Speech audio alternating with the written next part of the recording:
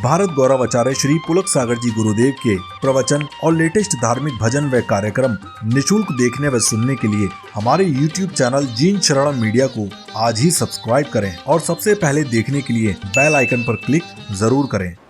आप यदि बुजुर्गों के सामने झुक रहे हैं, उन्हें प्रणाम कर रहे हैं, तो आप ये मत सोचना कि आप बुजुर्गों का सम्मान कर रहे हैं। ध्यान रखिए, जो आदमी अपने बुजुर्गों के सामने झुकता है वो हकीकत में देखो तो माँ बाप का सम्मान नहीं करता, बल्कि अपने आप का सम्मान बढ़ा लिया करता है, अपने संस्कारों का सम्मान बढ़ा लेता है, अपनी सभ्यता का विस्तार कर लिया करता है। बड़ों के सामने झुकने से छोटे नहीं होते हैं, बल्कि जो बड़ों के सामने झुक जाता है वो बड़ों की नजरों में और बड़ा हो जाया करता है और महान हो जाया करता है। झुकिए, झुकना बहुत जरूरी है। निवेदन आपसे, क्या बिगड़ता है झुक?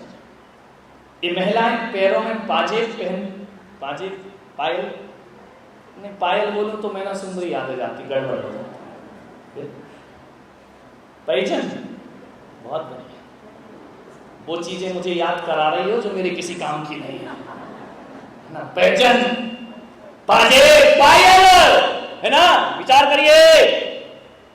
अब तो सोने की भी पहनने लगी हैं, पहले तो चांदी की आती थी, अब सोने की भी आ गई है। ऐसी तरक्की की हमने, सिर पे रखने वाला सोना पैरों में आ गया है। ध्यान रखिए, विचार करिए। सोने की पायल पहन लेती है, सोने की पायल पहन, मुझे कोई मतलब नहीं, तुम हीरा की पहनो तो मेरे बाप का क्या जा रहा है, खूब पहनिए। मैं तो आपसे एक चीज कह रहा हूं, सोने की पाजेब, सोने की पैजन, हाँ याद हो गया। विचार करिए, आप ये सोने की पायल जो पहनते हैं, महंगी तो आती होगी ना, कितने की? 5-10 रुपए की पायल कितने में आती? मुझे नहीं मालूम भाई कितने में आती, तुम लोग बताओ ना भाई। ये तो उनको पहनने से मतलब, खर्चा तो तुम करते हो। अविनाश से कितने की आती है पायल? अच्छा, मैं नहीं बताऊंगा तुझे, क्योंकि रेट बताया और आज ही डिमांड शुरू हो जाएगी घर पर। विचार करिए, एक पायल आती है, हजारों में आती होगी, सोने की तो हजारों में आएगी। एक बात ध्यान रखना, सोने की पायल हजारों रुपए में आती है और एक छोटी सी बिंदी 1 रुपए में आती। 1-2 रुपए में चलेगा कि और सस्ती करो? कौन बोला जीएसटी लगा दी मोदी ने, महंगी करो? महंगी पायल पैरों में पहनी जाती है, सस्ती बिंदी माथे पे चढ़ जाया करती है। ध्यान रखिए, बिंदी छोटी होती है इसलिए माथे पे रहती है, और पायल बड़ी होती है इसलिए पैरों में रहा करती। ज्यादा बड़े मत बनो, छोटे बनो, छोटे। एक बार मैं मंदिर में गया दर्शन करने के लिए, मुनि सुब्रतनाथ मंदिर में गया दर्शन करने के लिए। वहां मैंने देखा, वैसे जितने भी मंदिर हैं, चाहे हिंदू के हों चाहे जैनों के हों, हर मंदिरों में एक घंटा जरूर लगा हुआ हो। घंटा समझते? घंटा, टन टन टन टन, घंटा जरूर लगा होता है। लेकिन एक दिन मैंने देखा कि घंटा घंटी से जल रहा है। घंटी भी होती है, घंटा की पत्नी घंटी है ना। घंटा ने देखा, घंटी से बोला, रही हो घंटी, ये देख, तू भी बड़ी वो है, मैं कितनी तेज आवाज करता हूं तो टन टन टन टन धीरे धीरे करती रहती है, मैं तो पूरा मोहल्ला गुंजा देता हूं। घंटी ने कहा, तो क्या हुआ, तू कितने भी आवाज कर ले, कितना भी मोहल्ला गुंजायमान कर दे, कीमत तो घंटी की है। घंटा ने कहा, क्या कीमत है? बोले, देख तू अपने को बड़ा समझता है। बोले, मैं तो बड़ा हूं, तेरे से तो बहुत बड़ा हूं। बोले, ज्यादा अकड़ मत। बोले, क्या मतलब? बोले, बड़ा है इसलिए डंडा पड़ता है, तेरे को पिटाई होती है, हथौड़ा पड़ा करता है। और एक बात याद रख, घंटा तू मंदिर के दरवाजे पे लटका रहता है क्योंकि अपने को बड़ा समझता है, और मैं अपने को छोटी बनाती हूँ, इसलिए ठाकुर जी के पास जाकर के बजा करते हो, मैं भगवान के पास। घंटी भगवान के पास रहती, घंटा बाहर लटका रहता है। ध्यान रखिए, विचार करना है आपको। बनो, जितने छोटे बनोगे उतने बड़ों के निकट पहुंच जाओगे। आपसे निवेदन है, बड़ों के सामने बड़ा बनने का प्रयास मत करो। ध्यान रखना, कितने भी बड़े हो जाओ, बड़ों के सामने छोटा बनने का प्रयास करना। वो बड़ों के सामने जितना छोटा बनोगे, दुनिया का सम्मान मिलेगा और बड़ों का दिल से प्यार मिलेगा। ध्यान रखिए, बड़ों के सामने बड़े मत बनिए, छोटे बनिए। बहुत छोटे, बहुत फायदा है। घर में दो भाई होते हैं, गलती छोटा करे तो भी पिटाई तो बड़े की हुआ करती है। फिर वो कहता है मम्मी देखो ना उसने ऐसा, अरे तुम बड़े हो ना, ध्यान रखो, तुम बड़े हो, वो छोटा, अरे छोटा है तो बस छोटे को तो सारी दुनिया। एक बार विचार करें, आप बड़े हो गए, जब आप छोटे से थे हर कोई तुम्हें गोद में उठा लेता था, हर कोई तुम्हारे गाल चूम लेता था, हर कोई चिट्ठियां बजा देता था, किसी का भी बच्चा हो आदमी गोद में ले लेता है। लेकिन ज्यों-ज्यों बड़ा होता है, ध्यान रखना, गोद में क्या लोग हाथ मिलाने को तैयार नहीं हुआ करते हैं। ध्यान रखना, काश हम जिंदगी भर बच्चे रहे होते। बड़े बनने से तो बच्चा बनना बहुत अच्छा हुआ करता है मेरे भाई। छोटे रहो, जिठानी के सामने देवरानी जिठानी बनने की कोशिश ना करे, वरना घर में टकरार होगी। बुजुर्गों के सामने बड़े मत बनिए, छोटे बनिए। छोटे बनने से बहुत कुछ मिला करता है जिंदगी में। हमने तो जो भी पाया वो छोटे बनकर ही पाया। चाहे संत हो या ग्रस्त हो, छोटे बनो, छोटे बनो। ज्यादा बड़े बड़े बनने की कोशिश मत करो। बड़ा बनना बहुत मुश्किल है मेरे भाई। बड़ा का अर्थ होता है बड़ा। बड़ा खाया दही बड़ा? नहीं खाया दही बड़ा? देखा तो होगा, क्या बोलते मराठी? हाँ, खाने की चीज तो वो एक सी रहेगी। क्या दही बड़ा, दही बड़ा। बड़ा बनने की साधना देखो कितना करना पड़ती है। छोटे बनने में मजा ही मजा हुआ करता है।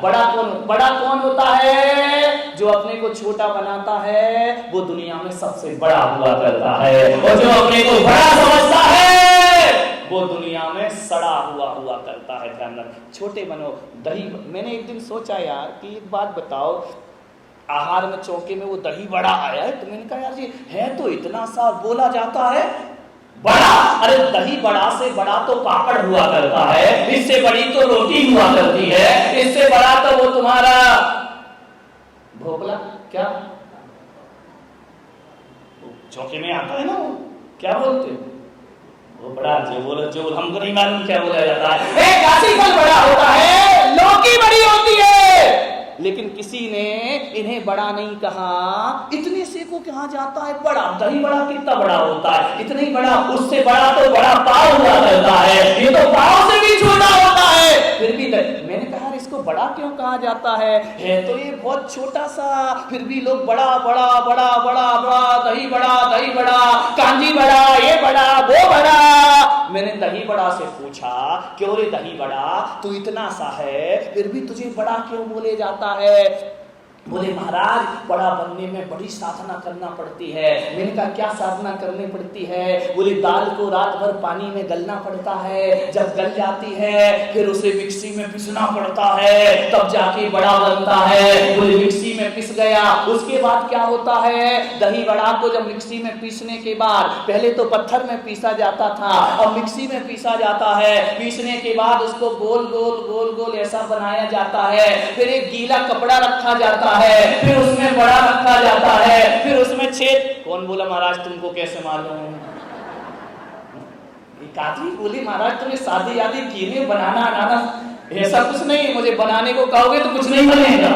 ध्यान रखिए, मेरे गोल गोल करके फिर उसमें छेद कर दिया जाता है, फिर उस बड़ा को जो बेचारी दाल पत्थर पे पिसी है, रात भर गली है, वह फिर जाती है तेल में, कड़ाहे में डाली जाती है। कड़ाहे में डालने के बाद भी बेचारे को तेल में फ्राई होना पड़ता है, तलना बड़े होने के लिए कितनी मेहनत करना पड़ती है, विचार करिए। फ्राई हो जाएगा, तलेगा, अभी भी उसे दही बड़ा नहीं कहा जाता है।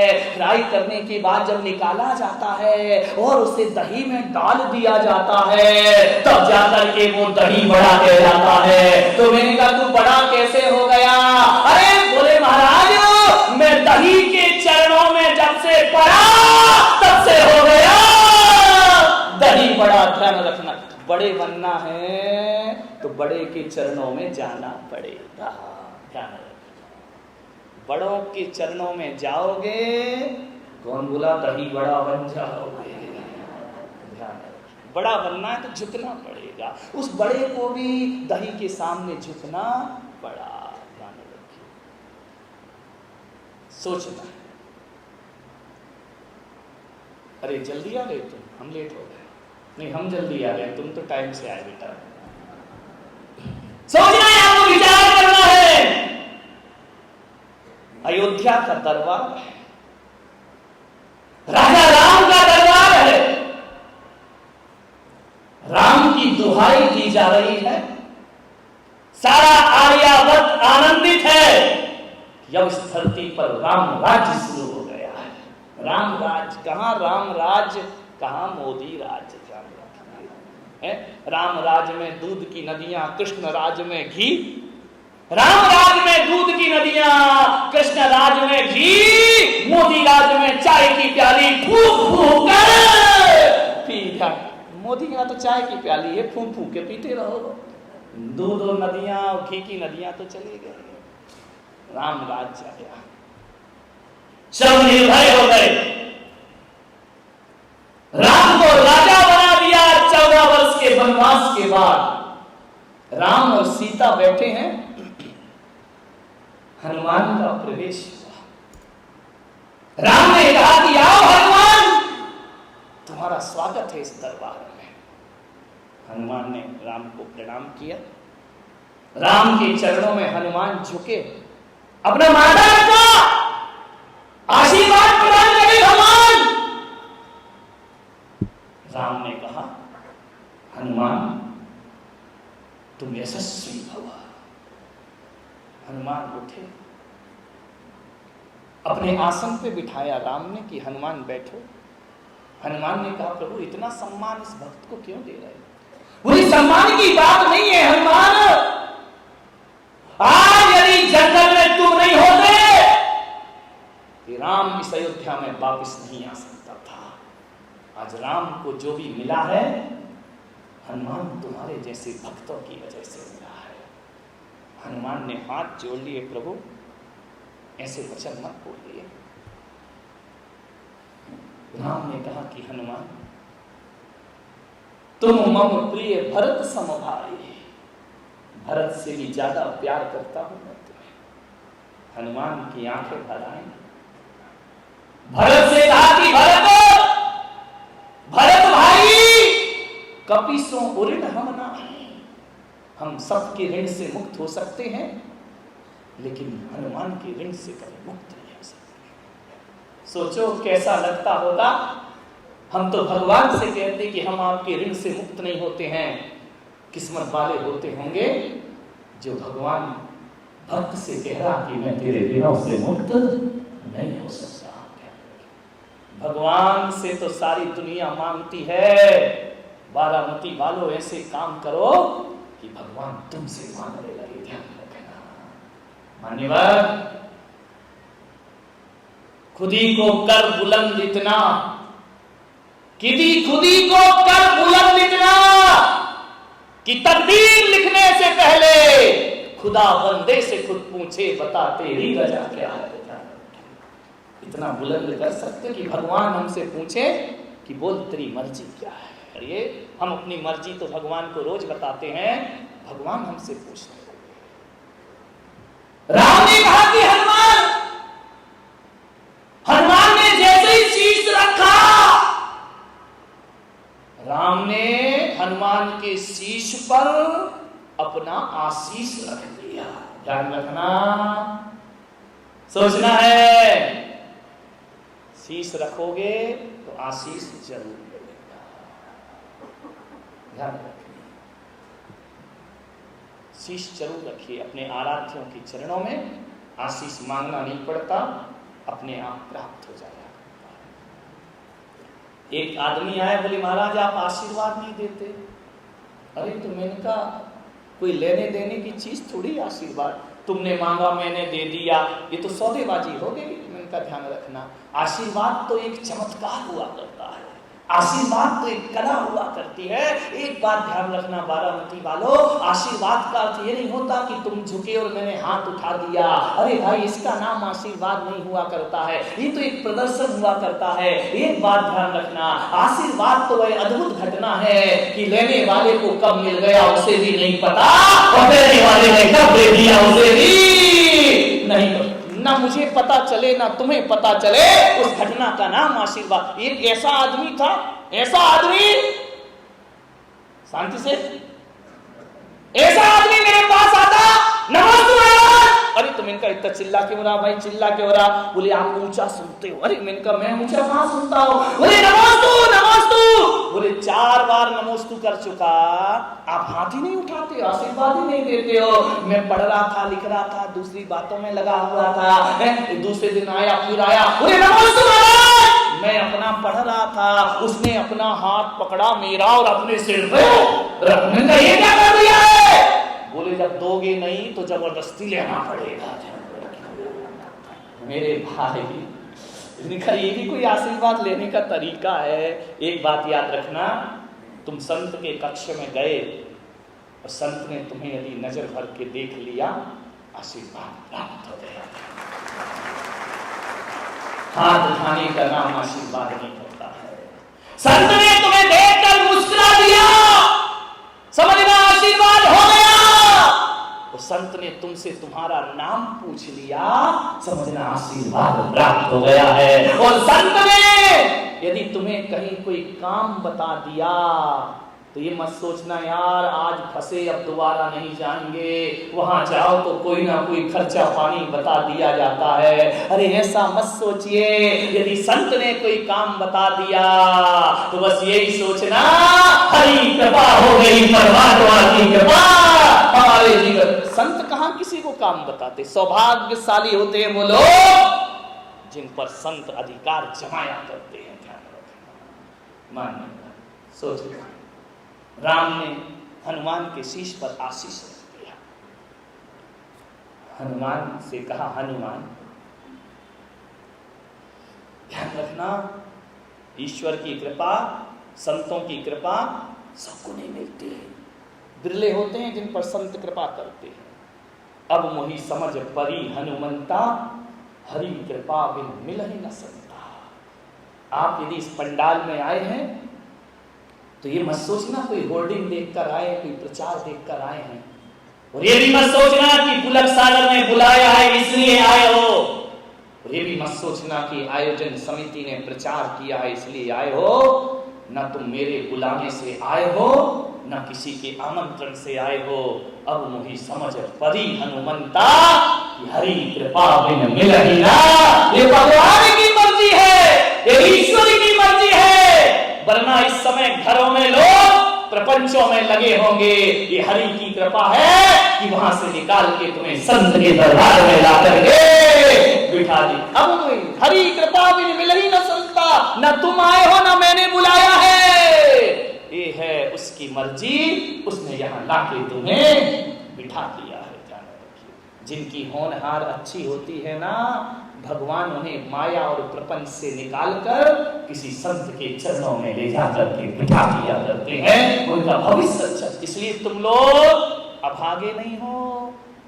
सारी दुनिया तुम्हें पापी कहती रहे, और संत आएंगे तुम्हें पापी कहेंगे, और संत आएंगे तुम्हें संसारी कहेंगे, और संत आएंगे तुम्हें कहेंगे तुम तो संसार की माया में फंसे हो, तुम तो अभागे लोग हो। मैं पुलक सागर कहता हूँ, अभागे तो वो है जो हरि नाम से दूर हुआ करते हैं। तुम तो सौभाग्यशाली और पुण्यशाली हो, यहाँ बैठकर भगवानों की वाणी को पान कर। सौभाग्य किस्मत वाले। अभागा वो नहीं होता जिसके माँ बाप नहीं होते, ध्यान रखना। अभागा वो नहीं होता जिस पर धन दौलत या माया नहीं होती, और अभागा वो भी नहीं होता जिस पर माँ बाप का साया नहीं होता।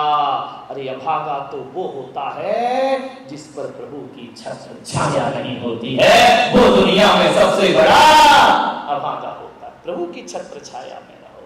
किस काम का वो दिल जिसमें भगवान ना समाये हो, किस काम का वो शीश जो प्रभु चरणों में ना झुका हो, और किस काम की वो आंखें जिसमें परमात्मा की सूरत ना बसी हो, परमात्मा की मूरत ना बसी हो।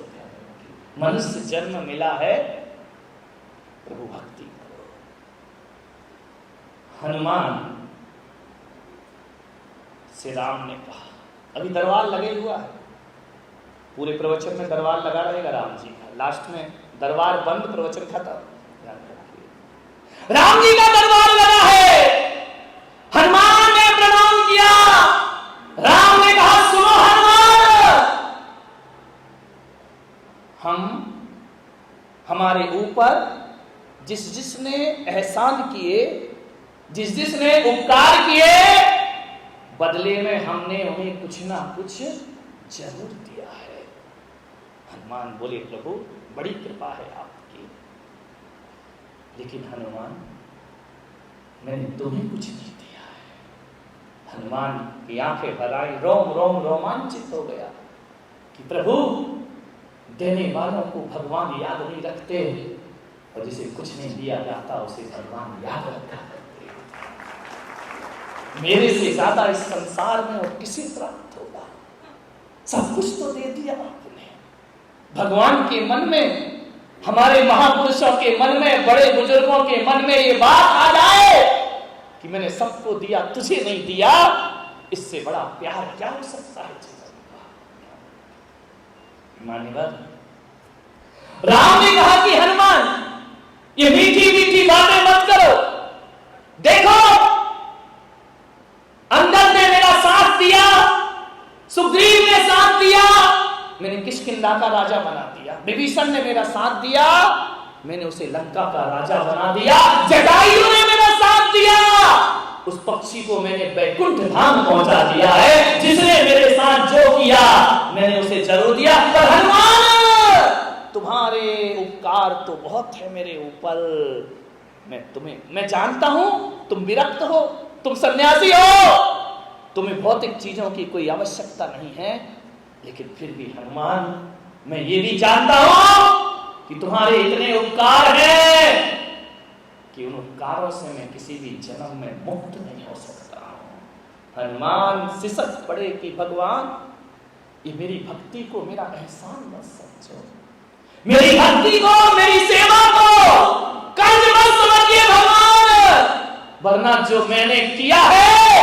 वो व्यर्थ हो जाएगा। प्रभु ये तो मेरा कर्तव्य है, मेरा दायित्व है। क्या ऐसे शब्द आप अपने घर में बुजुर्गों से बोल सकते हो? आपके मुंह से निकलते हैं ऐसे शब्द कि माता पिता तुमने मुझे पाल पोस के बड़ा किया, तुमने मुझे इस योग्य बनाया, आपके बहुत एहसान है हमारे ऊपर। कभी नहीं निकलते हैं। पढ़ा लिखा बेटा, जीन्स पहना, नोट की गड्डियां रखा, माँ कहती है कि मैंने तुझे 9 महीने कोख में रखा है, तो आज की औलाद कहती पकड़ किराया और आज के बाद एहसान देने की कोई जरूरत नहीं। हनुमान ने कहा, प्रभु मत करो मेरी सेवा को व्यर्थ, मेरी भक्ति को व्यर्थ मत करो, मैं उपकार करूंगा आप पर, आपके अनंत उपकार है मेरे ऊपर, एहसान तो आपने किया है जो हम जैसों की सेवा स्वीकार कर ले, बड़ा एहसान है। राम ने कहा, नहीं हनुमान, देखो तुम्हारे उपकार से मैं मुक्त नहीं हो सकता हूं, पर मैं चाहता हूं कि तुम्हें थोड़ा सा कुछ दे दूं।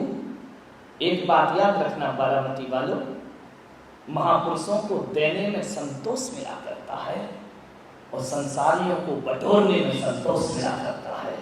संत पुरुष वो होते हैं जो लुटाया करते हैं, जो देते हैं तो उन्हें सुख की अनुभूति हुआ करती है। मुझे संतोष होगा हनुमान, तुम मांग लो मेरे से कुछ। हनुमान ने कहा, नहीं प्रभु, मैं अपनी भक्ति नहीं बेच सकता। अरे बेचने की बात नहीं है हनुमान, मेरा थोड़ा सा मन हल्का हो जाएगा, कि मैंने हनुमान, तुम नहीं होते तो कुछ नहीं होता। और एक बात याद रखो हनुमान, कि आंधियों में दीप जलाना सबके बस की बात नहीं है, और बुरे समय में साथ निभाना सबके बस की बात। अच्छाइयों में तो सब साथ निभा देते हैं, नोट होते हैं जेब में तो सारी दुनिया आगे पीछे होता हुआ करती है। अच्छे दिनों में सब साथी होते हैं, दुख में कोई भी साथी नहीं होता। हनुमान सोचना है, तुमने मेरा बुरे समय में साथ दिया है, इसलिए तुम मेरे बहुत प्रिय हो। हनुमान ने कहा, भगवान असमंजस में मत डालो मुझे कुछ नहीं चाहिए, कुछ ले लो हनुमान। आज तुम नहीं होते तो सीता की वापसी नहीं होती, तुम नहीं होते तो मैं अयोध्या में वापस नहीं आता, और आज तुम नहीं होते तो मेरा लखन आज जिंदा यहां नहीं बैठा होता, तुमने ही तो संजीवनी लाके दी थी ना। हनुमान ने कहा, प्रभु ये विस्तार क्यों कर रहे हैं आप? आपकी कृपा है, आपकी दया है, मुझे कुछ नहीं चाहिए। बोले, तुमने दुख में मेरा साथ दिया है, सुख के सब साथी दुख में